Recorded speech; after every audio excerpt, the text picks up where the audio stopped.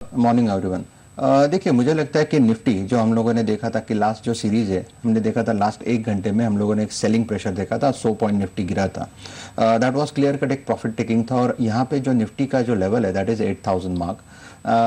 मुझे पर्टिकुलरली लगता है कि 8000 विल बी द बैरियर, और जो सपोर्ट बन रहा है वो समवेयर नियर 7800 जो हम लोग वॉच कर रहे हैं कीनली। लेकिन मुझे पर्टिकुलरली लगता है अगर 7800 घटता है, क्योंकि जो पैटर्न बनता है वो हिसाब से लगता है कि this Nifty should correct till 7700 level. So you can से फॉर नेक्स्ट सीरीज हम देखेंगे कि 7700 और 7900 और 8000 यानी 300 पॉइंट के रेंज में निफ्टी रहेगा। राइट, ठीक है। लेकिन कुछ चुनिंदा स्ट्रक्चर जहां पर आज तेजी बन रही है उसमें कुछ स्टॉक्स जो आज हलचल में है, एक तो वोखार्ड पे देखिए नतीजे आने वाले हैं और उससे पहले स्टॉक पे कुछ खरीदारी है। वोखार्ड अभी के चार्ट स्ट्रक्चर के हिसाब से आप सपोर्ट या फिर कुछ टारगेट आइडेंटिफाई कर पाएंगे आज के लिए? देखिए, वोकार्ट में जो बेस बना है वो रफली बना है 990 के आसपास और 1000 के आसपास, यानी पकड़ के चलिए 1000 के आसपास यहाँ पे बेस फॉर्मेशन एक्यूमुलेशन दिखता है। 1000 के हिसाब से अगर यहाँ पे लॉन्ग पोजीशन बनाई जाए तो मुझे लगता है जो स्टॉप लॉस मेंटेन करना है वो आपको मिनिमम 30 पॉइंट्स का मेंटेन करना पड़ेगा। जो टेक्निकल ब्रेकआउट लेवल है जो वॉच कर रहे हैं हम लोग दैट इज 1060। अगर 1060 का लेवल निकाल दे then that will be a clear cut breakout, और इसका फिर जो टारगेट अनफोल्ड होगा वो बहुत ही बेहतरीन है, वो 1180 का है। सो मुझे लगता है 100 रुपये का सामने सामने मुँह है तो यहाँ पे लॉन्ग इनिशिएट करने की ही सलाह होगी। आपको जो स्टॉप लॉस रखना है वो 975 का रखना पड़ेगा। फार्मा पैक कंप्लीटली आज आउट परफॉर्म कर रहे हैं। इनफैक्ट वोखार्ड की मैं बात कर रहा था, बायोकॉन एक और शेयर देख लीजिए। स्मॉल कैप से हटके मैं बात कर रहा हूँ, मिड कैप कैटेगरी पे आ गया हूँ मैं, लेकिन बायोकॉन अब 2.5% की मजबूती के साथ दिन के उच्चतम स्तर पे। सर, फार्मा पैक में बायोकॉन क्या ये अट्रैक्टिव बेट हो सकती है गोइंग फॉरवर्ड? देखिए, बायोकॉन का जो प्राइस पैटर्न है, एक तो फर्स्ट ऑफ ऑल इसने इसका जो रिसेंट हाई था, ऑल टाइम हाई था, 52 वीक हाई था, वो ब्रेक किया। रफली जो लेवल था that was 550। Currently it is trading at somewhere near 600। So it's a clear cut breakout. और लेकिन as far as the weekly chart is concern, जो सामने सामने सपोर्ट बनता है वो बनता है रफली 580 के आसपास। So you can say 580 and 600 this should be the distribution level. So one has to be little cautious. मुझे लगता है कि ये लेवल से एक बार प्रॉफिट बुकिंग आनी चाहिए जो इसको फिर से एक बार ड्रैग करेगा 550 लेवल तक।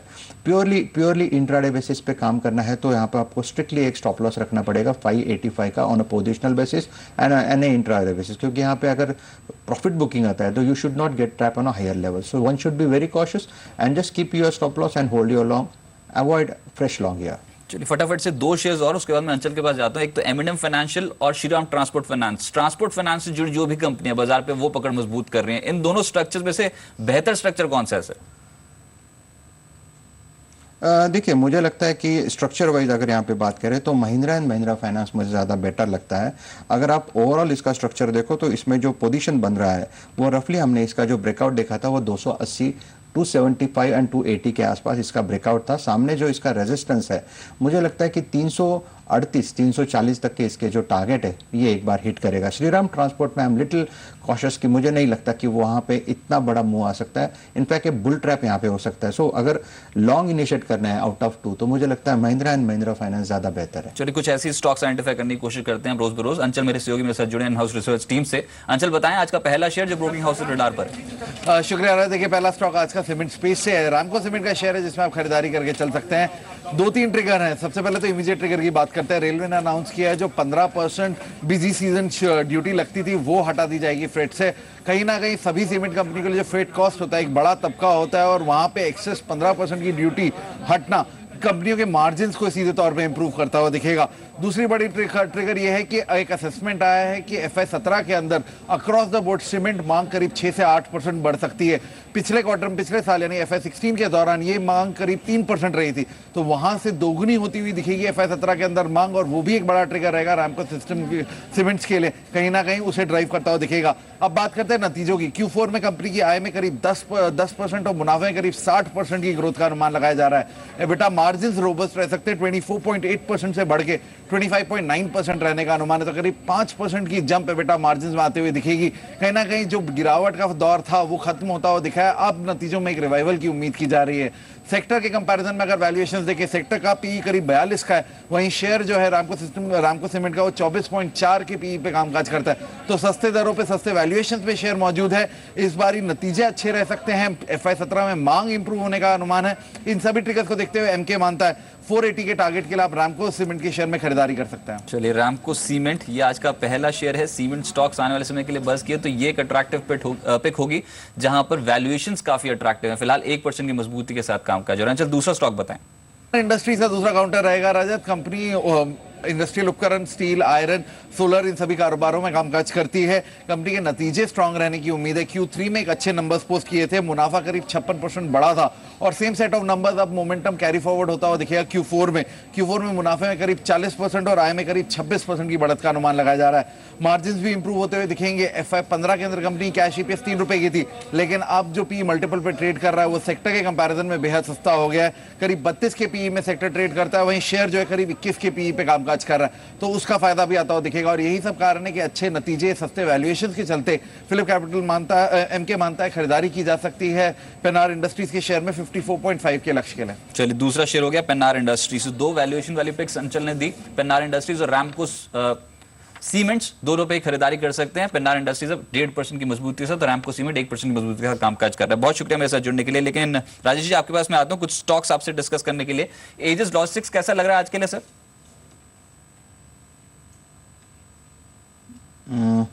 Just a second.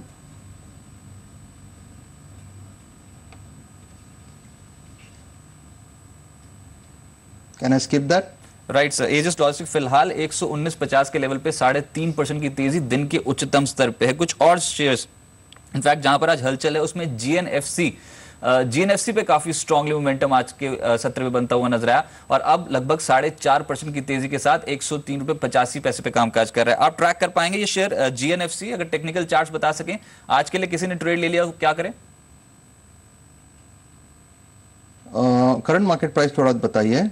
104 रुपए पे ट्रेड कर रहा है सर, 4% की तेजी के साथ दिन के उच्चतम स्तर पे। I was just cross checking the prices.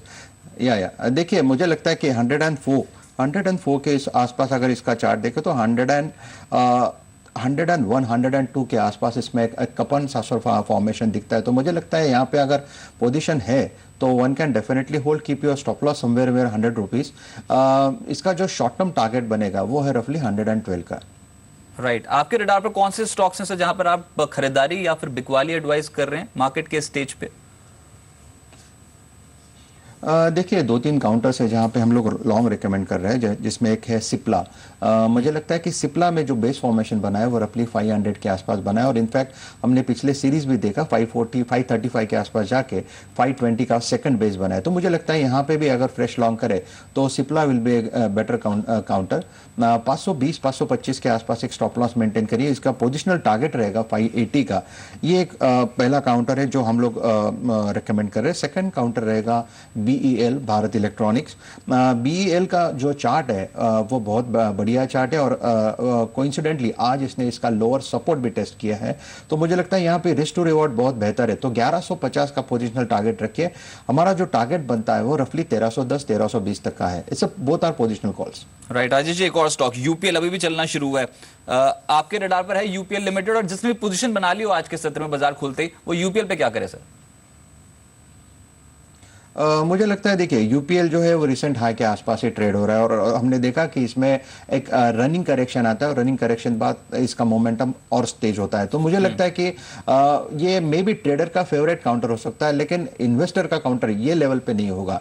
सो अगर प्योरली ट्रेडर पर्सपेक्टिव से देखना है तो मुझे लगता है आपको जो स्टॉप लॉस मेंटेन करना पड़ेगा वो रफली है 528, 530 के आसपास और इसका जो हाई था, रिसेंट हाई था, that was somewhere near 560। So risk to reward से हिसाब से 1:1 ही बेटर है। तो प्योरली ट्रेडर कॉल है। 560 से 565 के आसपास इसमें से बुक करिए और आपका 530 का स्टॉप लॉस मेंटेन करिए और may be you can trade for today. चलिए, लेकिन आज फोकस एचडीएफसी लिमिटेड पे भी है, उसके नतीजे आने वाले हैं, क्या एक्सपेक्टेशंस हैं ये जान लेते हैं। संदीप मेरे सहयोगी मेरे साथ जुड़े हैं। स्टॉक है 1082 के लेवल पे। संदीप, बताएं क्या एक्सपेक्टेशन है, कैसे रह सकता है बॉटम लाइन और टॉप लाइन? शुक्र है। हमारा जो अनुमान है जी बिजनेस का, उसके मुताबिक जो रिपोर्टेड मुनाफा है 2780 करोड़ रुपए के आसपास देखने को मिल सकता है। हालांकि कुछ देर पहले ऐसे सूत्रों के हवाले से खबरें निकल के सामने आई कि 2300 करोड़ रुपए के आसपास के जो मुनाफे के नंबर्स हैं वो ये कंपनी पोस्ट कर सकती है। तो उस लिहाज से कहीं ना कहीं स्टॉक उसके ऊपर रिएक्ट कर भी रहा है। जहाँ तक कुछ हाईलाइट्स की बात है, प्रोविजनिंग जो इनके एनआई है उसमें करीब 7% के आसपास की बढ़त देखने को मिल सकती है। कुछ हाईलाइट्स अगर आप देखें तो जो अदर ऑपरेटिंग इनकम में जो डिविडेंड आय आती है वो करीब 190 करोड़ रुपए के आसपास की देखने को मिल सकती है। लेकिन मेन जो इस बार फोकस रहेगा वो अन्य आय के ऊपर रहेगा। इस बार हमारा ऐसा अनुमान है कि अन्य आय बढ़कर 1700 करोड़ रुपए के आसपास देखने को मिल सकती है, क्योंकि इनके जो 1500 करोड़ रुपए के आसपास का एक मुश्त मुनाफा है इस बार, क्योंकि एचडीएफसी स्टैंडर्ड लाइफ में उन्होंने जो हिस्सा बेचा था वो इस बार नंबर्स में जुड़ेगा, जिसकी वजह से रिपोर्टेड मुनाफा इतने गुना ज्यादा बढ़ के आ सकता है।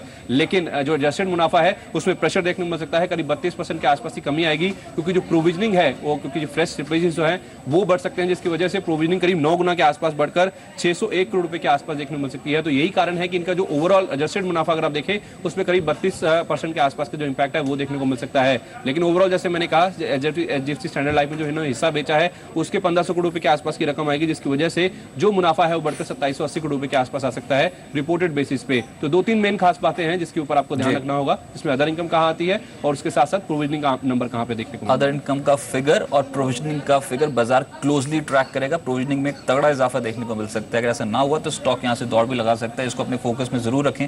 लेकिन फिलहाल 2300 करोड़ के आसपास की बॉटम लाइन बाजार प्रेडिक्ट कर रहा है। बहुत शुक्रिया मेरे साथ जुड़ने के लिए। एक और खबर में आपको बता दूं, प्रधानमंत्री नरेंद्र मोदी ने रविवार को उत्तर प्रदेश के बलिया में प्रधानमंत्री उज्ज्वला योजना लॉन्च की है। इस योजना के तहत 5 करोड़ गरीब परिवारों को एलपीजी कनेक्शन प्रदान किया जाएगा। एलपीजी कनेक्शन देने के लिए आईओसी पूरी तरह तैयार है। आईओसी के चेयरमैन बी अशोक ने कहा कि इसके लिए कुछ प्लांट में क्षमता विस्तार किया जाएगा। बी अशोक से एक्सक्लूसिव बातचीत की प्रकाश प्रियदर्शी ने। टारगेट है, एक बड़ी जिम्मेदारी है, किस तरीके से इसको फुलफिल किया जाएगा, क्योंकि आने वाले टाइम में जिस तरीके से कैपेसिटी बिल्डिंग की बात है तो उसमें एक नई स्ट्रैटेजी चाहिए होगी, क्योंकि डिमांड बढ़ने वाला है। It will make a big difference and it will transform India's rural populace. So it's a great scheme, and the oil industry is definitely quite tuned to achieving this expectation of both the government as well as the people of India. I think the challenges that we see in this is, of course, we have to make available the bulk LPG. The filling capacity should be there, and ultimately reach it to the last mile, to the rural hinterland. Capacity building की बात करें तो क्या bottling plant बनाने की योजना है आने वाले टाइम में इन इलाकों में? हाँ, bottling plants भी बनाएगा, and we will also put in additional filling machines in existing bottling plants, and wherever we are working on general shifts and all that, we can convert it into 2 shifts. So increasing production at bottling end should not be an issue. Bringing bulk LPG, certainly we'll have to plan for more imports. There are more import projects which are being set up now. There are a number of terminals which are coming up for importing the product. चलिए, फिलहाल बिल्कुल flat कारोबार कर रहे हैं, लेकिन एक share जो पिछले 1 मिनट में एक्टिव हुआ है वो है ज्योति स्ट्रक्चर्स। 5 करोड़ US$ का ऑर्डर मिला दक्षिण अफ्रीका से और शेयर दौड़ लगा गया 10% की तेजी के साथ दिन के उच्चतम स्तर पर। राजेश जी, आपका बहुत शुक्रिया हमारे साथ जुड़ने के लिए और बताने के लिए कैसा कारोबार एक्सपेक्ट कर सकते हैं आज के दिन, और स्टॉक आइडिया शेयर करने के लिए बहुत बहुत शुक्रिया। एक छोटे से ब्रेक ले रुक रहे हैं, ब्रेक के बाद आपका बाजार जिसमें आप ही के सवालों के ऊपर एक्सपर्ट एडवाइस देंगे। आप देखते रहिए जी बिजनेस।